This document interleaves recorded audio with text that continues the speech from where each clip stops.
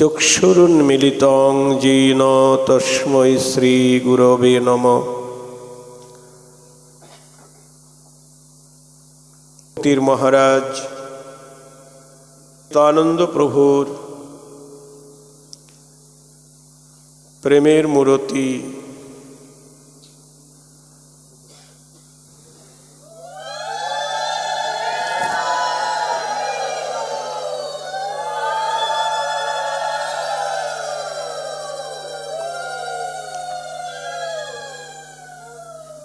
শ্রীল নরোত্তম ঠাকুর মহাশয়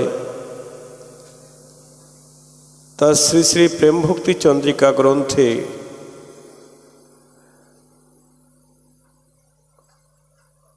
মঙ্গলাচরণে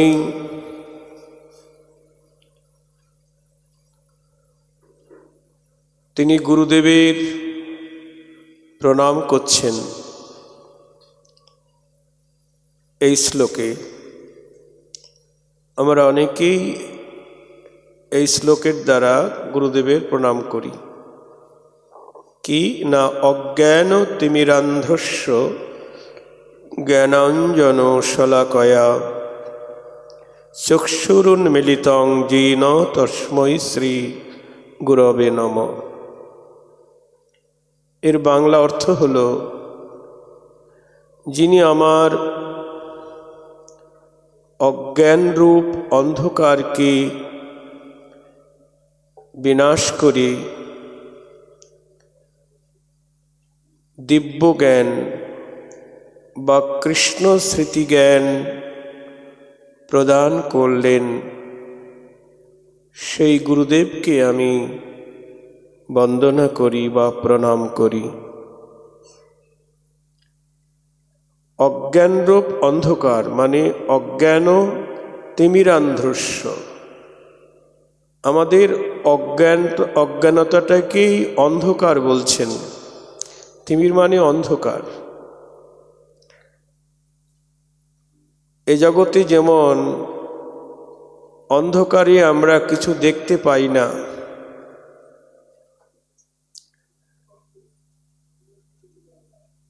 আলো জ্বললে তবে আমরা সব কিছু দেখতে পাই, তেমনি জীবের অজ্ঞানতাটাই হলো অন্ধকার। এখন অজ্ঞানতাটা কি? এই জড়জগতের যারা বুদ্ধিজীবী তারা বলছেন, যারা লেখাপড়া জানে না তারাই অন্ধ, তারা অজ্ঞান, যারা লেখাপড়া জানে না।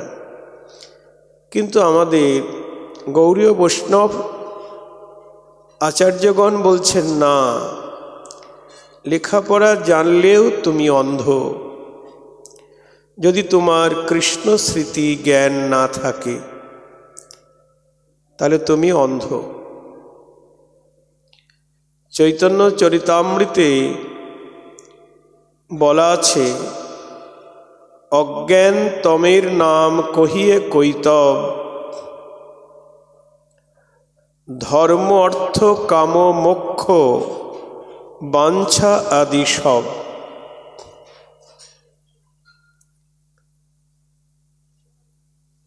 মানে অন্তরে যদি কোনো কামনা বাসনা থাকে, আত্মেন্দ্রিয় সুখের জন্যে, নিজের আত্মসুখের জন্যে যদি কোনো কামনা বাসনা অন্তরে থাকে, তাহলে জানতে হবে আমি অজ্ঞান। ওই যে বললেন, ধর্ম অর্থ কাম মোক্ষ বাঞ্ছা আদি সব। আমরা ধর্ম চাই, অর্থ চাই, কত কামনা বাসনা, কামনা অন্তরে পরিপূর্ণ।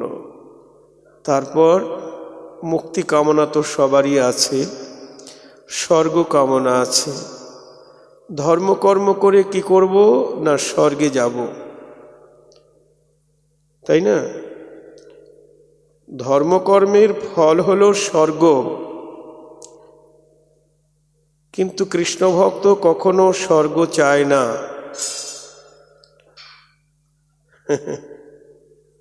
মায়েরা মনোযোগ দিয়ে শুনবেন। ধর্মকর্মের দ্বারা গোবিন্দ চরণ পাওয়া যাবে না। কিরকম কথা হলো?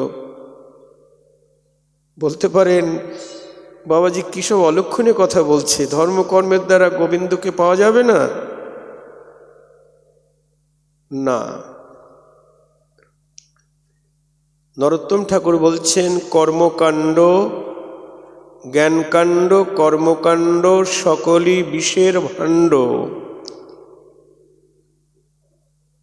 অমৃত বলিয়া যেবা খায়, নানা জনি ভ্রমণ করে কদর্য ভক্ষণ করে, তার জন্ম অধঃপাতে যায়। কর্মকাণ্ড কাকে বলে? কর্মকাণ্ড হলো আমরা বেদাচারজনিত যত কর্মকাণ্ডের আরাধনা করি, বিভিন্ন দেবদেবতার পূজা, যাগ যজ্ঞ হোম,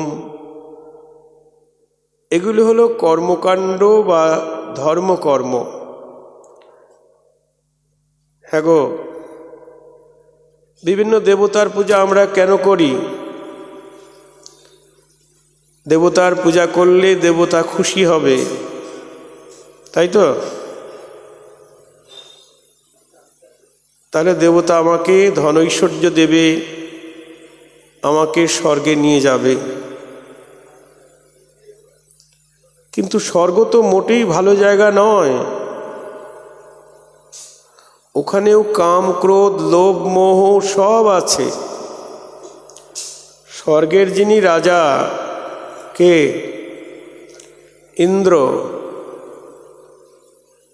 তার অন্তরে কামনা বাসনা ভর্তি। অপ্সরাদের নিয়ে সুরাপান করছেন, তাদের নিত্য গীত আস্বাদন করছেন, কারণ ওটা ভোগের রাজত্ব। একবার কৃষ্ণকে দর্শন পেলেন ইন্দ্র, স্বর্গে গেছেন কৃষ্ণ, তার কাছে কৃষ্ণ তখন বলছে বর মাগো, দেবরাজ বর মাগো। তখন ইন্দ্র বললেন কি বর চাইব? বলছেন একজন সুন্দরী রমণী চাই। দেখুন স্বর্গের দেবতা হয়ে কি হাল। দেবরাজ ইন্দ্র বলছে একজন সুন্দরী রমণী চাই। আচ্ছা আচ্ছা, কৃষ্ণ বলছে ঠিক আছে। যোগমায়াকে স্মরণ করলেন, যোগমায়া ইন্দ্রের সামনে হাজার হাজার সুন্দরী রমণী দাঁড় করিয়ে দিলেন, হাজার হাজার সুন্দরী রমণী।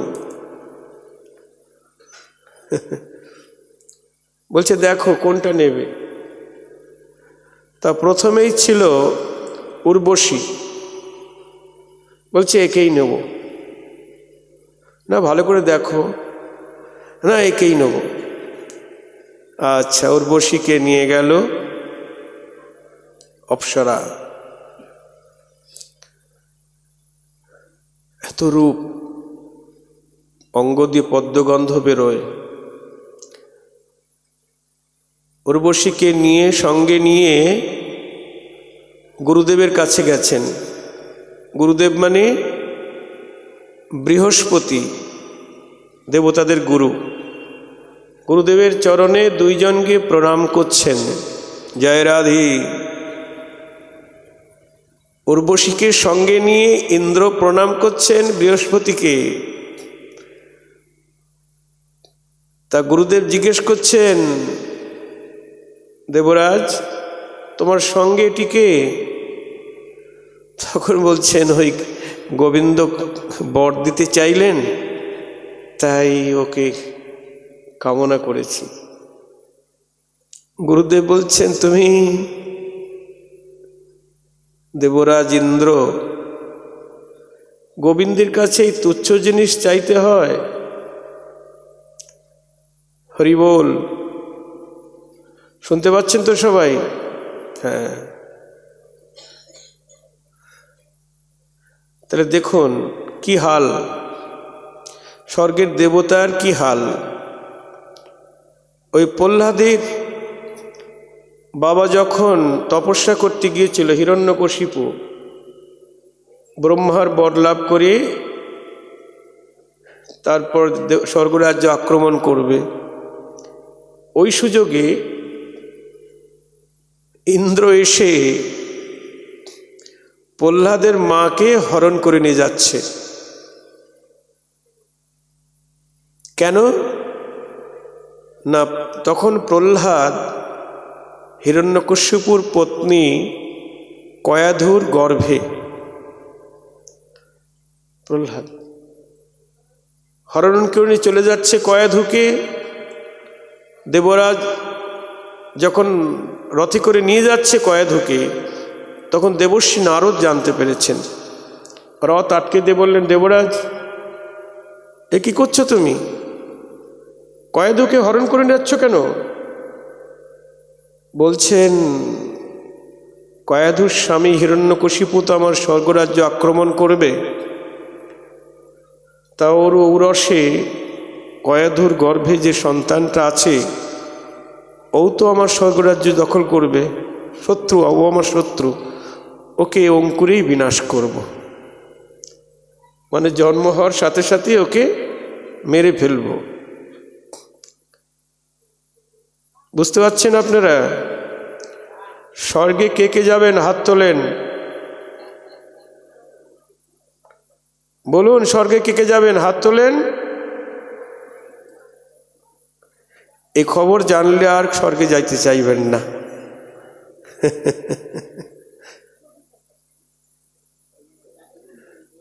স্বর্গে যাবেন না, কখনো যাবেন না।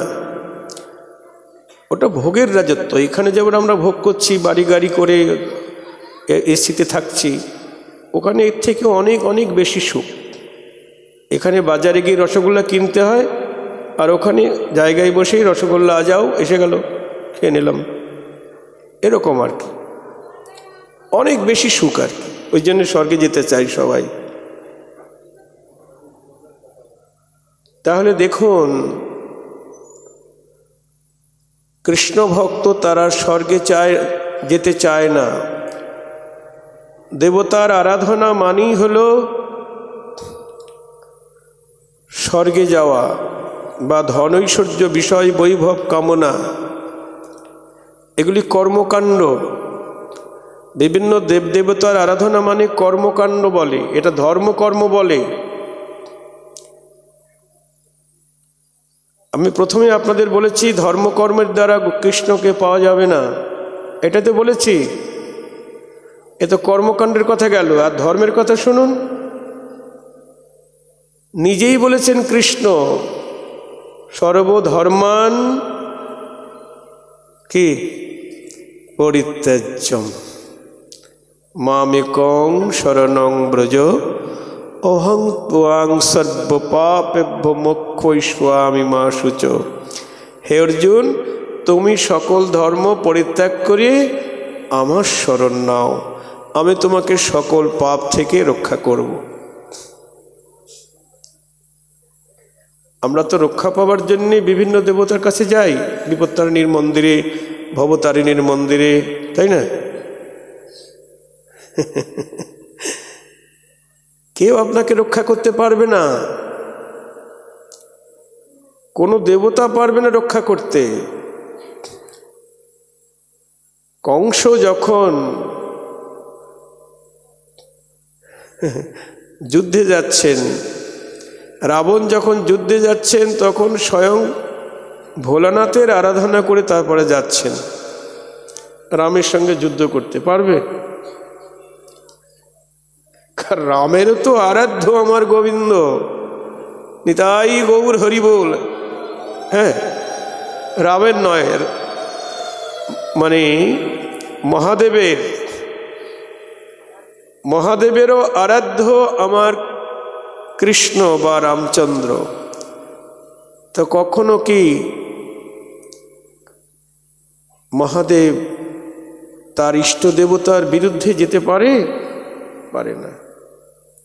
কোনো দেবতাই কাউকে রক্ষা করতে পারবে না। হয়তো আপনার ধন ঐশ্বর্য দিতে পারবে, কিংবা হয়তো ব্যাধি ট্যাধি সারিয়ে দিতে পারবে, কিন্তু মঙ্গল কেউ করতে পারবে না। মঙ্গল একমাত্র আমার গোবিন্দ। কৃষ্ণ চরণে ভক্তি মঙ্গল, আর যত সব অমঙ্গল। কৃষ্ণে ভক্তি কইলে সর্বকর্মকৃত হয়। কৃষ্ণকে ভক্তি করলে সব ধর্মকর্ম হয়ে যায়। আলাদা করে আর অন্য কোনো ধর্মকর্মের অনুষ্ঠান করতে হয় না। আমার কথা শুনবেন কেন? কৃষ্ণ নিজে বলছেন কি, সর্বধর্মান পরিত্যাজ্য,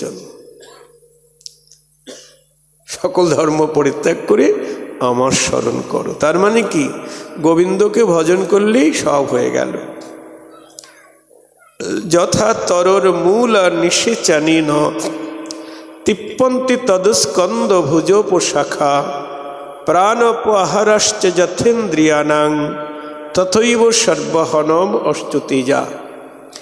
ভাগবত বলছেন, গাছের গোড়ায় জল দিলে যেমন শাখা পল্লব সতেজ থাকে, প্রাণকে আহার দিলে যেমন সমস্ত ইন্দ্রিয় সবল থাকে, তেমনি গোবিন্দ চরণ ভজনা করলে সমস্ত দেবতাই সন্তুষ্ট থাকে। নিতাই গৌর হরি বল।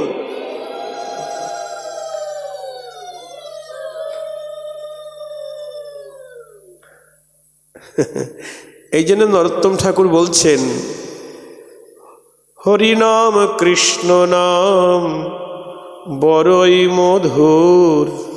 তাই তো, যেই জানা কৃষ্ণ ভজে সে বড় চতুর। কেন গো? মানে গাছের গোড়ায় জল দেয়, আলাদা করে আর কোনো ওই বিভিন্ন দেবদেবতার পূজা করতে হয় না। কারণ আমরা কলিযুগের মানুষ তো, আমাদের সময় কম। হ্যাঁ, অল্প পরমায়ু। এই অল্প পরমায়ুতে সব দেবতাকে সন্তুষ্ট করে আমাদের গোবিন্দের কাছে যাওয়া সম্ভব নয়। এই জন্যে যেমন বৃন্দাবনে যাওয়া যায়, অনেক রাস্তা দিয়ে যাওয়া যায়। এখান থেকে আপনি বাংলাদেশ গেলেন, বাংলাদেশ থেকে আবার ত্রিপুরা গেলেন, ত্রিপুরা থেকে আসামে গেলেন, তারপরে আবার ওখান থেকে বোম্বে গেলেন, বোম্বে থেকে দিল্লি গেলেন।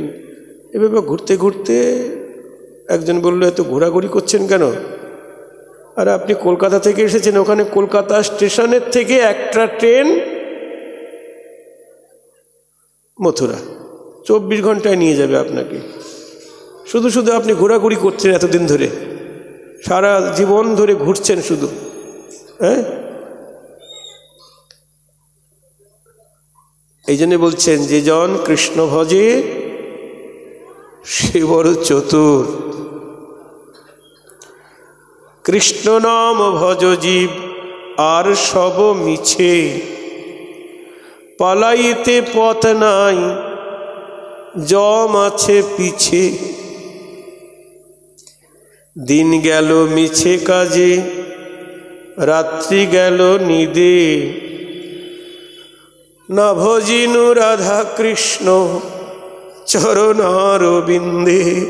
নিতাই গৌর হরি বল। হ্যাঁ গো, সারাদিন মিছে কাজে ব্যয় হচ্ছে গো। যা কিছু করছি, ব্যবসা বাণিজ্য, কিসের জন্য করছি? পয়সার জন্যে। সঙ্গে যাবে বাড়ি গাড়ি,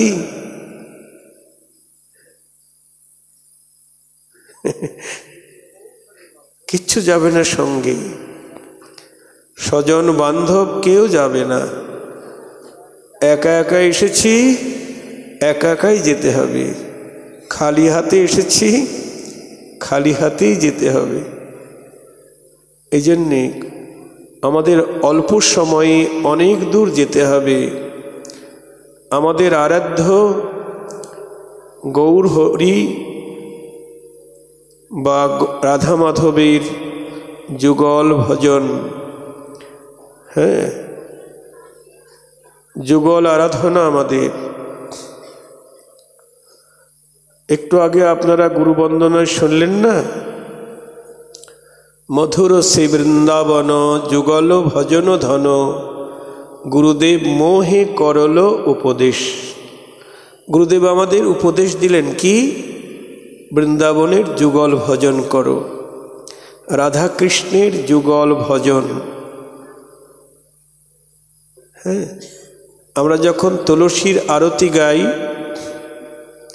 তখন কি বলি? ব্রজে রাধা কৃষ্ণের সেবা পাবো এই অভিলাষী, নম নম তুলসী কৃষ্ণ প্রেয়সী, নম নম।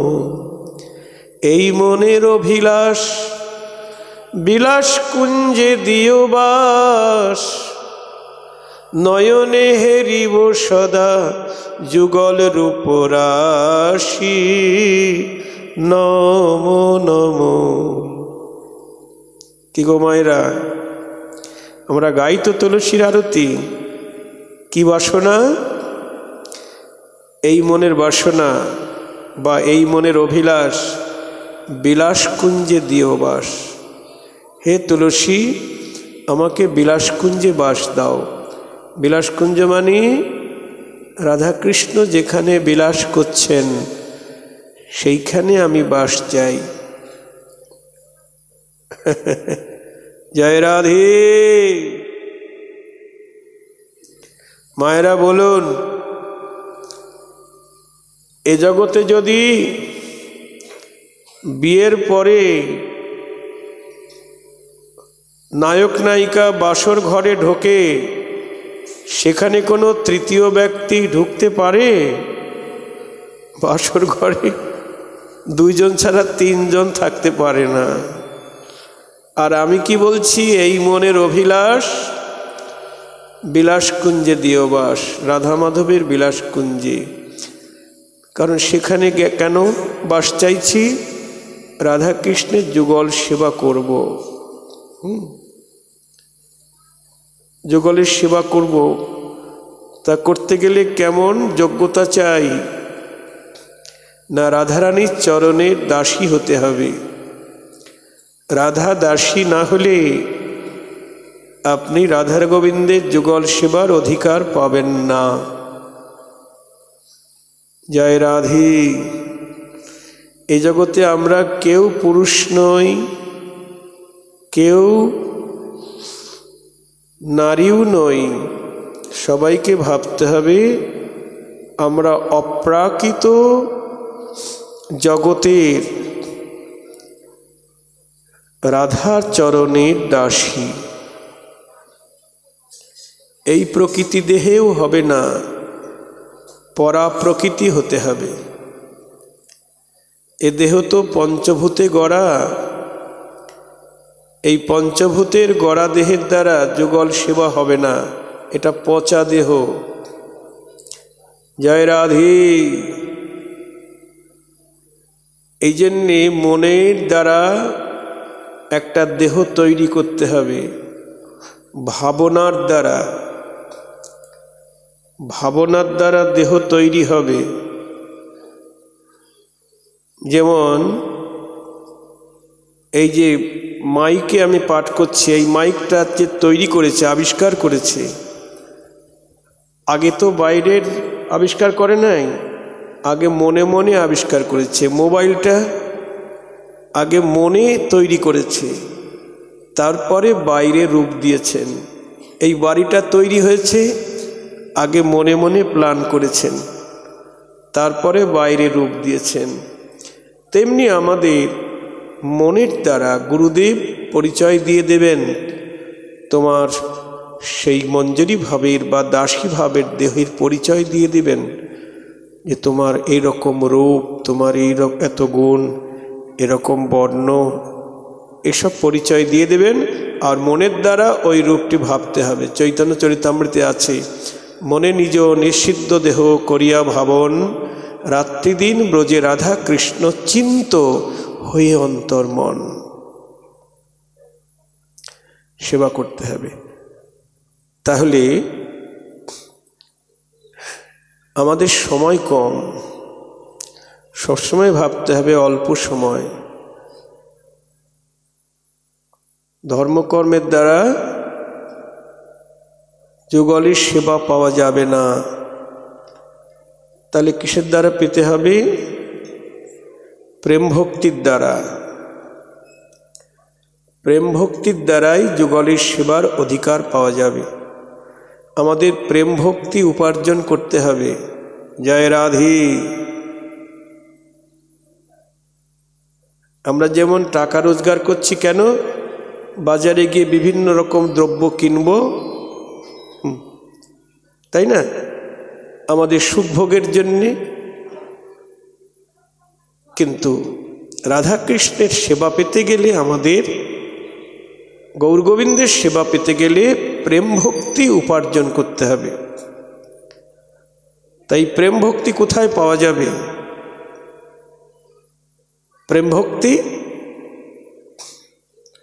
প্রেম ভক্তি পাওয়া যাবে সদ্গুরু চরণ আশ্রয় করে।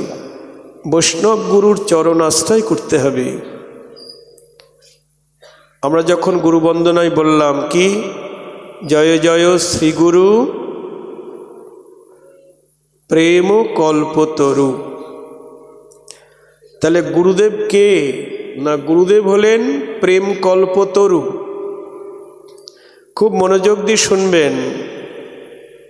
গুরুদেব হলেন প্রেম কল্পতরু। কল্পতরু মানে কি? কল্পবৃক্ষ।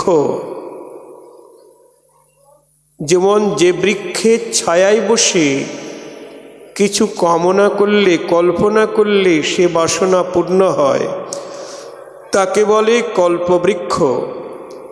অনেক মায়েরা অনেক গাছের ডালে ঢিল বাঁধে, দুধ দেয়, তাই না? কাপড় বাঁধে, নানা রকম কামনা বাসনা নিয়ে। হয়তো কারো কারো বাসনা পূর্ণ হয়। তেমনি গুরুদেব হলেন প্রেম কল্পতরু, মানে কল্পবৃক্ষ। কি কল্পবৃক্ষ? প্রেম কল্পবৃক্ষ। মানে ওই কল্পবৃক্ষে কেবল প্রেম ফলই ফলে। শ্রী গুরুদেবের কাছে কেবল প্রেম ফল পাওয়া যায়। নিতাই গৌর হরি বল। তবে সাবধান, গুরুকরণ বিষয়ে খুব সাবধান। সব গুরুদেবের কাছে কিন্তু প্রেম ফল পাবেন না।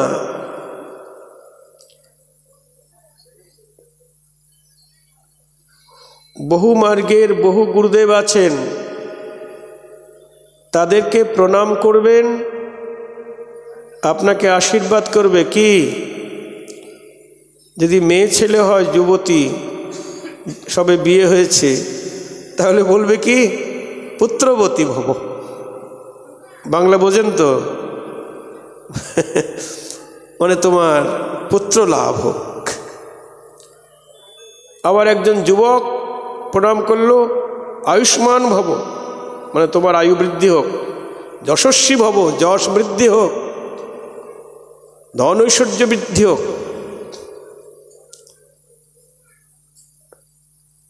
আর বৈষ্ণব গুরুর চরণে প্রণাম করলে তারা কি আশীর্বাদ করবেন? তোমার কৃষ্ণ চরণে ভক্তি হোক, তোমার কৃষ্ণ প্রেম লাভ হোক। তারা অন্য বর দেয় না, অন্য আশীর্বাদ করে না। কারণ তারা জানে যে ধন ঐশ্বর্য, বাড়ি গাড়ি, ওগুলি পেলে ওর মঙ্গল হবে না। যশ প্রতিষ্ঠা বাড়লে ওর মঙ্গল হবে না।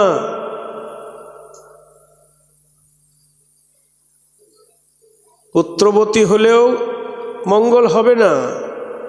একমাত্র কৃষ্ণ চরণে ভক্তি লাভ হলেই মঙ্গল হবে। নিতাই গৌর হরি বল।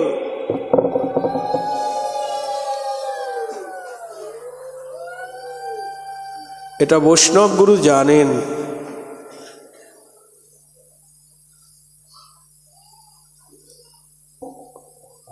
এই জন্য আমাদের কি করতে হবে? বৈষ্ণব গুরুর চরণে আশ্রয় নিতে হবে। যেখানে সেখানে মাথা নোয়ালে হবে না। মাথা নোয়ান, কিন্তু গুরুদেব হলেন জন্ম জন্মান্তরের সাথী, শুধু এক জন্মে নয়।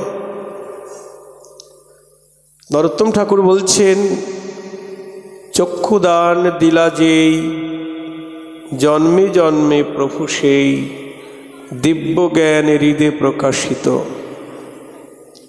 যিনি আমার চক্ষুদান করলেন, তিনি আমার শুধু এ জন্মের প্রভু নয়, জন্মে জন্মের প্রভু। এই জগতে পতিপত্নী তারা বলে, তুমি আমার আমি তোমার, যুগে যুগে আমি তোমারই। ওই গানের মধ্যে গায়, শুনি। না না, যুগে যুগে কেউ থাকবে না কারো সঙ্গে। এক জন্মেই থাকে না, অন্য যুগে যুগে তো দূরের কথা। কিন্তু সদ্গুরুর চরণ আশ্রয় করলে জন্মে জন্মে তিনি আমার গুরু। চক্ষুদান দিলা যেই, মানে আমার দিব্য জ্ঞান যিনি দান করলেন, দিব্য দৃষ্টি মানে কৃষ্ণ স্মৃতি জ্ঞান। যে কথাগুলি বলা হচ্ছে এটাই দিব্য জ্ঞান। কৃষ্ণ প্রেম বিনা কিছু নাহি চাও। এই যে আমার কলিযুগ পাবনাবতার গৌর হরি, হ্যাঁ গো, আমার গৌর হরিকে দাতা শিরোমণি বলা হয়েছে। মানে জগতে যত প্রকারের দাতা আছে, সমস্ত দাতার শিরোমণি আমার গৌর হরি। তা গৌর হরি কি এমন জিনিস দান করেছেন আমাদের, যার জন্য তিনি দাতার শিরোমণি হয়ে গেলেন? কাউকে মানে রেশন দিয়েছে, আমাদের সরকার যেমন আমাদের বিনা পয়সার চাল ডাল দিচ্ছেন, তাই না? আবার যাদের অনেক টাকা পয়সা আছে তারা অনেকভাবে অনেকের উপকার করছেন, পেট ভরে খাওয়াচ্ছেন, অন্ন বস্ত্র দান করছেন, ছেলে মেয়ের বিয়েতে অনেক কিছু দান করছেন, অনেক লোককে খাওয়াচ্ছেন, ভুরি ভোজন করাচ্ছেন। এসব দান বড় দান নয়। অন্নদান, বস্ত্রদান, কন্যাদান, গরুদান, ভূমিদান, এ দান বড় দান নয়। জ্ঞান দান, স্কুল কলেজ বা বিভিন্ন জায়গায় মাস্টাররা অনেক জ্ঞান দান করছেন, এ দান দান বটে, কিন্তু সর্বশ্রেষ্ঠ দান হল কৃষ্ণ প্রেম দান। নিতাই গৌর হরি বল। সর্বশ্রেষ্ঠ দান হল কৃষ্ণ কথামৃত দান, হরিকথা দান। আজকে গৃহকর্তা এই হরিকথার আয়োজন করেছেন, আপনাদেরকে হরিকথা শোনাচ্ছেন। এটাই সবচাইতে বড় দান।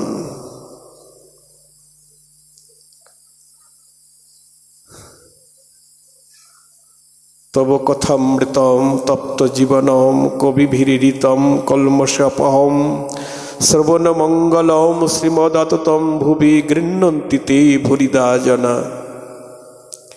ব্রজগোপীরা গোবিন্দকে বলেছেন, তব কথামৃতম তপ্ত জীবনম, তপ্ত জীবনকে সুশীতল করে।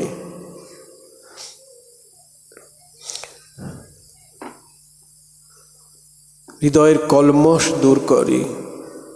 শ্রবণে কর্ণপথে প্রবেশ করি, হ্যাঁ, পরম আনন্দ দান করে। সেই কথামৃত সবচাইতে বড় দান। তা গৌরহরি জগৎকে কি দান করেছেন? কৃষ্ণ প্রেম দান করেছেন। শুধু মানুষকে নয়, কীট পতঙ্গ পশু পাখি সবাইকেই প্রেম দান করেছেন। যখন ঝাড়খণ্ডের বনপথ দিয়ে যাচ্ছেন হরিনাম করতে করতে, তখন গৌরের প্রেমে পাগল হয়ে বনের হিংস্র জন্তু সকল হিংসা ভুলে গিয়ে বাঘে আর হরিণে কোলাকুলি করছেন, বদন চুম্বন করছেন। হিংসা ভুলে গেছে কৃষ্ণ প্রেমে। তা হিংস্র পশু যদি কৃষ্ণ প্রেমে হিংসা ভুলে যেতে পারে, মানুষ কেন হিংসা ভুলবে না গো? আমরা তো ভগবানের সৃষ্টির মধ্যে শ্রেষ্ঠ জীব। সব দূর হয়ে যাবে যদি কৃষ্ণ প্রেম লাভ করতে পারি। কৃষ্ণ প্রেম পেলে সব পাওয়া হয়ে যায়। কৃষ্ণকে পেলেও কৃষ্ণকে পাওয়া হয় না যদি প্রেম না থাকে। সম্বন্ধ অভিধেয় প্রয়োজন।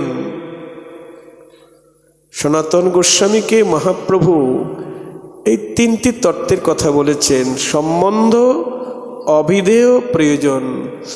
সম্বন্ধ তত্ত্ব কি না? কৃষ্ণ। অভিধেয় তত্ত্ব কি? কৃষ্ণকে পাবার উপায়, সাধন ভক্তি, বিভিন্ন রকম সাধন আছে, তাকে পাওয়ার উপায়। আর প্রয়োজন তত্ত্ব।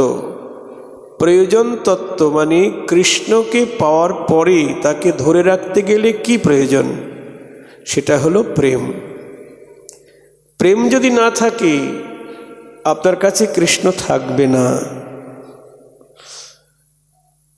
আপনি কাউকে নিমন্ত্রণ করলেন, তিনি আসলেন, কিন্তু যদি সেবার আয়োজন না করেন সে থাকবে?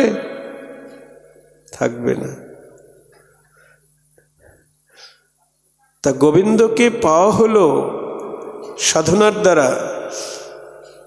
আর কেউ আমাদের আরাধ্য নয়, আর সম্বন্ধ তত্ত্ব কেউ নাই, আর কারো সঙ্গে সম্বন্ধ নাই, কোনো দেবতার সঙ্গে। কারো ছেলে হয় না, ওই হসপিটাল থেকে নিয়ে এসে আরম্ভ করে দিল পালন করতে। হ্যাঁ গো, কি দরকার? ছেলে হয় না, আরে ছেলে তো গোবিন্দকে ছেলে বানাও, তাকে পুত্ররূপে সেবা করো, গোপাল সেবা করো। কেন মিছে মায়ায় জড়াচ্ছ? সম্বন্ধ তত্ত্ব একমাত্র কৃষ্ণ। জীব নিত্য কৃষ্ণদাস। অনাদিকাল থেকেই অনন্ত জন্ম ধরে আমরা কৃষ্ণের চরণের দাস। আমি দাস, সে আমার প্রভু। এটাই সম্বন্ধ তত্ত্ব, আর কেউ নেই। এই কয়েকদিনের জন্যে কেউ বাবা মা ভাতা বন্ধু স্বামী স্ত্রী এসব অভিনয় করা হচ্ছে গো। যার অভিনয় যখন শেষ হয়ে যাবে সে চলে যাবে, তাই না? স্টেজ থেকে নেমে যাবে। যাত্রী, ট্রেনে বাসে যাত্রী, ট্রেনের মধ্যে অনেক আলাপ হয় না, কোথায় বাড়ি দাদা? হ্যাঁ, বাহ, নেন চা খান। তারপরে স্টেশন যখন এসে গেল, আসি দাদা, চলে যাচ্ছেন? আমার স্টেশন এসে গেছে। সম্বন্ধ শেষ। ওখানে কয়েক ঘন্টার আলাপ, আর আমাদের কয়েক বছরের আলাপ। কয়েক বছর, তারপর তো চলে যাবি। কেউ কারো নয়, একমাত্র গোবিন্দই অনন্তকাল আমার বন্ধু, সেই আমার সব।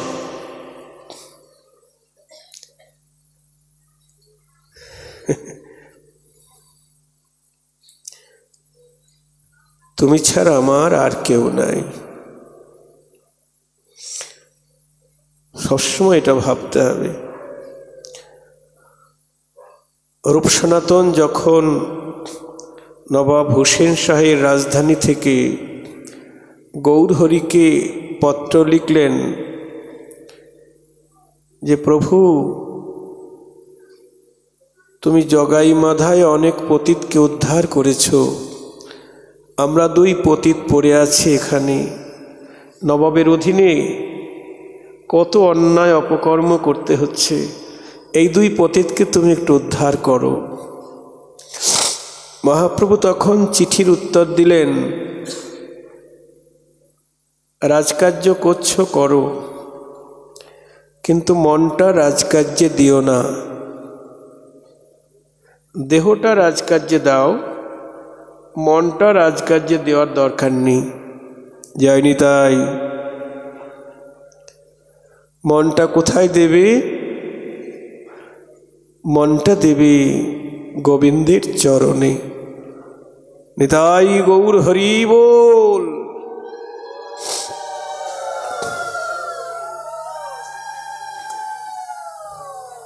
আমাদের মনে প্রশ্ন জাগতে পারে যে মনোযোগ না দিলে কি কোনো কাজ করা যায় গো?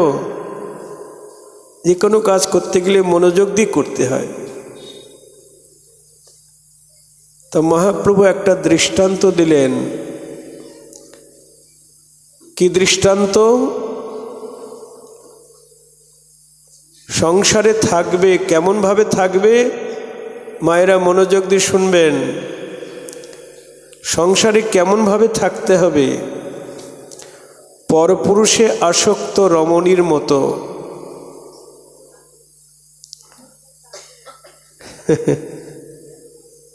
একজন পরপুরুষে আসক্ত রমণী সে কি করে? সে সংসারে সব কাজ করে, রান্নাবাড়ি করে, ছেলে মেয়ের সেবা যত্ন, স্বামী সেবা সবই করে, কিন্তু মন কি কারো প্রতি আছে গো? স্বামীর প্রতিও নাই, ছেলে মেয়ের প্রতিও নাই, ঘর সংসার কারো প্রতি নাই। মন পড়ে আছে সেই পরপুরুষের প্রতি। এই দৃষ্টান্ত দিলেন মহাপ্রভু। তোমরাও তেমনি, শুধু রূপ সনাতনকে নয়, আমাদের সবাইকেই মহাপ্রভু এই উপদেশ দিচ্ছেন। আমাদের সংসারে থাকতে হবে, ছেলে মেয়ে, স্বামী স্ত্রী এদের প্রতি দায়িত্ব কর্তব্য পালন করতে হবে, কিন্তু মন কাউকেই দেয়া যাবে না। মনে মনে ভাবতে হবে এরা আমার কেউ নয়, কোনোদিন ছিলও না আর থাকবেও না। থাকবে গো? ছিলও না, থাকবেও না। মনে মনে ভাবতে হবে এটা। মন কাউকে দেয়া যাবে না। মন থাকে যেন পরপুরুষের প্রতি। পরপুরুষ মানে কৃষ্ণ। ও তো পরপুরুষই, তার সঙ্গে তোমার বিয়ে হয় নাই, তাই না? এ তো পরপুরুষ। মন যেন থাকে পরম পুরুষের প্রতি, এমন অন্য কাউকে দিও না গো। মন যেন থাকে পরম পুরুষের প্রতি, এমন অন্য কাউকে দিও না গো। বলি গোবিন্দ ছাড়া আর কেহ নাই, এমন অন্য কাউকে দিও না গো। মন যেন থাকে পরম পুরুষের প্রতি। দেখুন, এরকমভাবে ভালোবাসা করতে হবে, কারণ আমরা তো বৈরাগী হয়ে যেতে পারবো না সংসার ছেড়ে, কিন্তু সংসারে থাকতে হবে অনাসক্ত হয়ে। মানে আসক্ত হইলে হবে না, কারো প্রতি না। তা বলা যাবে না তুমি আমার কেউ না। স্বামী যদি স্ত্রীকে বলে তুমি আমার কেউ না, তাহলে মারামারি লেগে যাবে না? মনে মনে জানতে হবে, মনে মনে ভাবতে হবে, অভিনয় করতে হবে। অভিনয়, একটু আগে তো বললাম আমরা অভিনয় করছি, ওই অভিনয় করতে হবে। কিন্তু আসল আমার গোবিন্দ, রাধা মাধব, নিতাই গৌর। তাই গৌর হরি জগৎকে প্রেমদান করেছেন, এই জন্যে তিনি দাতা শিরোমণি। নমো মহাবদান্যায় কৃষ্ণ প্রেম প্রদায়তে কৃষ্ণায় কৃষ্ণ চৈতন্য নাম্নি গৌরতীশে নমো নমো। তিনি জগৎকে কৃষ্ণ প্রেম দান করেছেন, এই জন্যে তিনি দাতা শিরোমণি। আমাদেরও কি করতে হবে? জগৎকে প্রেম দান করতে হবে। নিজে তো হরিনাম করতে হবে, আর সবাইকে করাতে হবে। হ্যাঁ গো, উচ্চস্বরে গাইতে হবে।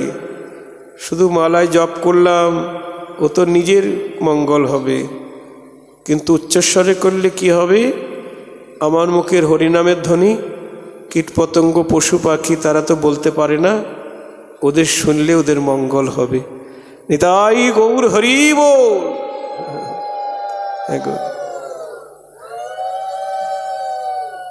ভারত ভূমিতে মনুষ্য জন্ম হইল যার, জন্ম সার্থক করি করো পর উপকার। এটাই সবচাইতে বড় পরোপকার। শান্তিপুরের বুড়ামালি অদ্বৈত আচার্য, আমাদের বৈষ্ণব পদাবলিতে একটি পদ আছে এই গৌরহরির তত্ত্ব নিয়ে। আমাদের গৌরহরিকে ভালোবাসতে হবে। গৌরহরি কে গো? আমরা তো গৌড় দেশের মানুষ, এটাই আমাদের সবচাইতে বড় গর্ব, বড় অহংকার। ধনের অহংকার নয়, কুলের অহংকার নয়, পাণ্ডিত্যের অহংকার নয়, অন্য কোনো অভিমান অহংকার নয়। অভিমান করতে হবে আমি গৌড় দেশের মানুষ। নিতাই গৌর হরি বল। গৌরাঙ্গ আমার প্রভু, গৌরাঙ্গ আমার স্বামী, গৌরাঙ্গ আমার বন্ধু, গৌরাঙ্গ আমার সর্বস্ব। এই গৌরব করতে হবে। এই গৌরবটা কখন হবে? যখন গৌর চরণে আমি নিজেকে সঁপে দিতে পারবো, গৌরকে যখন ভালোবাসতে পারবো, তখনই তো গৌরবটা আসবে। যেমন কারোর স্বামী যদি দেখতে সুন্দর হয় বা অনেক গুণের অধিকারী হয়, প্রধানমন্ত্রী কি রাষ্ট্রপতি, বড় অফিসার, তাই না? তা সেই রমণীর খুব গর্ব হয় না? কি গো মায়েরা, ঠিক বলছি তো? হ্যাঁ, স্বামীকে নিয়ে গর্ব করে। তা আমি যদি গৌরহরিকে আমার হৃদয় আসনে বসাতে পারি, তাকে যদি সর্বস্ব দিয়ে ভালোবাসতে পারি, তবেই তো আমার গর্ব হবে, অহংকার হবে। আমার গৌর, গৌর আমার। এটা তো গর্ব করে বলতে পারছি না, গর্ব করছি আমার ছেলে, আমার মেয়ে, আমার বাড়ি, আমার গাড়ি, আমার এটা, আমার সেটা, কিন্তু গৌর হরিকে নিয়ে গর্ব করতে পারছি না। কেন? ভালোবাসাই তো করি নাই। তাকে নিয়েই অহংকার করতে হবে। শান্তিপুরের বুড়ামালি, বৈকুণ্ঠের বাগান খালি, করিয়া নিল এক চারা, করিয়া নিল এক চারা। শান্তিপুরের বুড়া মালি, মালি কাদের বলা হয় গো? যারা ফল এবং ফুলের চাষ করে, তাই না? বাজার থেকে চারা কিনে নিয়ে আসে কিংবা চারা গাছ তৈরি করে, তারপর তার ফুলের গাছ লাগায় কি ফলের গাছ লাগায়, ফল ফুল হয়, তারাই হলো মালি। তা শান্তিপুরের বুড়া মালিকে না অদ্বৈত আচার্য, তিনি কি করলেন? বৈকুণ্ঠের বাগান বা গোলকের বাগান খালি করে একটা চারা আনলেন। চারা বোঝেন তো? কি চারা? না চৈতন্য চারা। চারাটার নাম হলো চৈতন্য চারা। গোলকের বা বৈকুণ্ঠের বাগান খালি করে নিয়ে এলেন।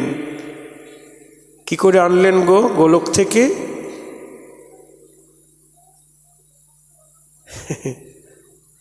বলি কেঁদে কেঁদে আনিল গো গঙ্গা জল আর তুলসী দিয়ে, কেঁদে কেঁদে আনিল গো প্রাণীর ঠাকুর এসো বলে, নয়ন জলে বুক ভাসায়ে, কেঁদে কেঁদে আনিল গো খালি করিয়া নিল এক চারা। বলি নিতাই মালি রে পাইয়া, চারা তার হাতে দিয়া, যতনে রোপিতে কইল নারা। এবার অদ্বৈত মালি কি করলেন? ওই চারাটা নিয়ে নিতাই মালির হাতে দিলেন। নিতাই মালির হাতে দিয়ে বললেন, বলি রোপণ করো গো উত্তম স্থানে চারা, রোপণ করো গো উত্তম স্থানে চারা, রোপণ করো গো যতনে রোপিতে কইল নারা। নিতাই গৌর হরি বল। উত্তম স্থানে চারা রোপণ করতে হবে। ভালো ফলের গাছ বা ফুলের গাছ যেখানে সেখানে হয় না, আগাছা যেখানে সেখানে হয়, তাই না? কিন্তু ভালো ফল বা ফুলের চাষ করতে গেলে উর্বর জমি চাই। জয় রাধে।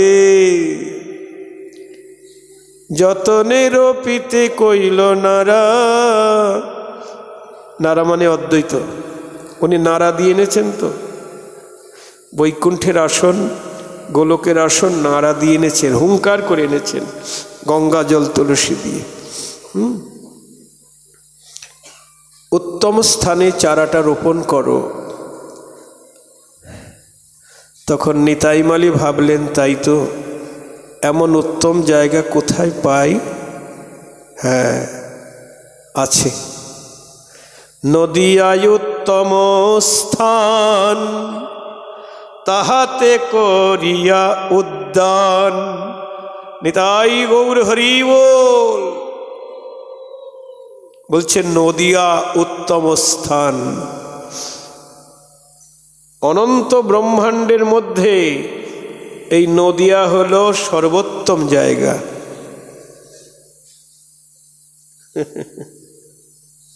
নবদ্বীপ হেনস্থান ত্রিভুবনে নাই। বলছে ত্রিভুবনে নাই, নবদ্বীপের তুল্য জায়গা ত্রিভুবনে কোথাও নাই। জহি অবতীর্ণ হলেন চৈতন্য গোসাই। নিতাই গৌর হরি বল। বলুন, আমরা কোথায় জন্মেছি? হয়তো অনেকে এখানে জন্মায় নাই, কিন্তু বাংলাদেশ থেকে চলে এসেছে।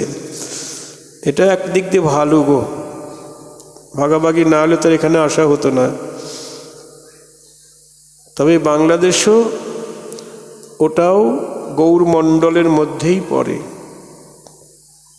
গৌরাঙ্গ মণ্ডল ভূমি জীবা জানে চিন্তামণি, তার হয় ব্রজভূমি বাস। ব্রজমণ্ডল যেমন 84 ক্রোশ, তেমনি গৌরমণ্ডল এরকম 84 ক্রোশ। পুরো বঙ্গদেশ, আগে তো ভাগ হয়নি, সমস্তটাই গৌরমণ্ডল। তা নদিয়া উত্তম স্থান, তাহাতে করিয়া উদ্যান। উদ্যান মানে বাগান। যতনে রোপিল তরুমালি, বলি রোপণ করিল। আনন্দে নিতাই মালি চারা রোপণ করিল। আমার সচিমায়ের আঙ্গিনাতে চারা রোপণ করিল। নিতাই গৌর হরি বল। সচিমায়ের আঙ্গিনাতে চারা রোপণ করিল। যতনে রোপিল তরুমালি। তবে চারা রোপণ করলেই তো হবে না, যত্ন করতে হবে তো। শুধু চারা রোপণ করে রেখে দিলেন হবে না, জল ঢালতে হবে। হ্যাঁ, এবার নিতাই মালি চারা রোপণ করি জল ঢালতে লাগলেন। কি জল গো? অন্য কোনো জল নয়, কুয়ার জল বা পুকুরের জল নয়।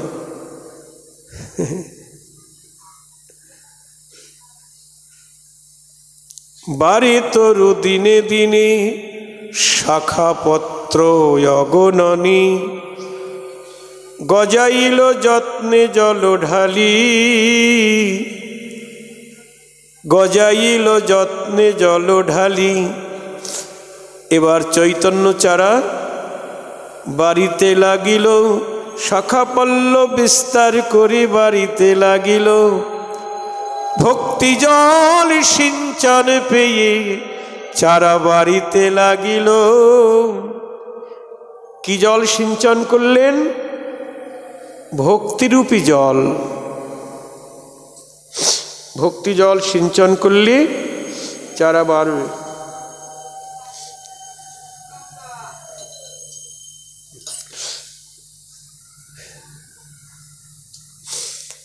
শাখা প্রশাখা মানে গৌরাঙ্গের যত শাখা, নিত্যানন্দ অদ্বৈত যত রকম শাখা আছে না, আবার প্রশাখাও আছে। তার মানে পরিকর যত বাড়তে লাগলো। এবার পাইয়া সে ভকতি জল, নাম প্রেম দুই ফল। প্রসবিল সে তরু সুন্দর গো। প্রসবিল সে তরু সুন্দর। পাইয়া সে ভকতি জল, নাম প্রেম দুই ফল। দুই রকমের ফল প্রসব করলেন চৈতন্য কল্পবৃক্ষ। দুই রকমের ফল ওই গাছে ধরল। এ জগতে এক গাছে দুই রকমের ফল হয়? হয় না। কিন্তু চৈতন্য কল্পবৃক্ষে দুই রকমের ফল ধরেছে। কি কি গো? হরিনাম আর প্রেম। পাইয়া সে ভকতি জল, নাম প্রেম দুই ফল। প্রসবিল সে তরু সুন্দর গো। বলি প্রসব করিল হরিনাম আর প্রেম ফল। আমার চৈতন্য কল্পবৃক্ষ হরিনাম প্রেম ফল প্রসব করিল। প্রসবিল সে তরু সুন্দর। সেই দুই ফলের আসে জীব পাখি নিত্য আসে। কি গো মায়েরা বলুন, আপনারা কিসের জন্য এসেছেন? এখানে সেই দুই ফলের আসে, ওই হরিনাম আর প্রেম ফল আস্বাদন করব, এই আশাই তো নাম প্রেম প্রথম থেকে আরম্ভ করেছি। প্রেম প্রেম পেলে সব পাওয়া হয়ে যায়।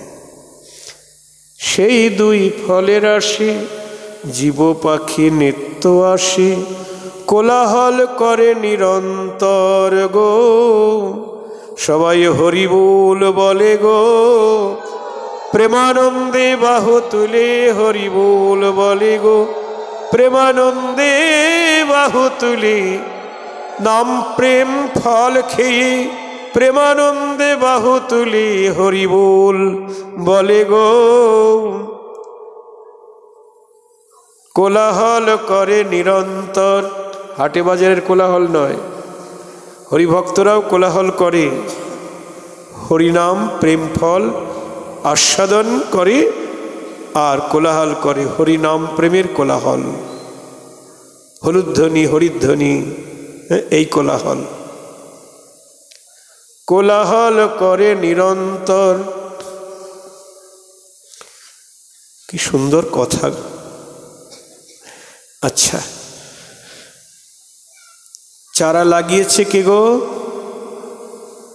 নিতাই মালি। জল ঢেলেছে কে?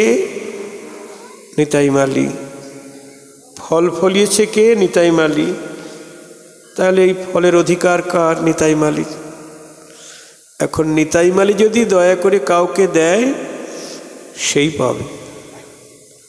যেমন চৈতন্য ভাগবতে আছে, গোপীগণের যেই প্রেম কহে ভাগবতী, একেলা নিত্যানন্দ হইতে পাইবে সকলেতে। নিতাইয়ের কৃপা না হলে কেউ পাবে না। হরি বল। তা নিতাই মালি আমার বড় দয়াল গো, তিনি ভাবছেন আমি একা কতটুকু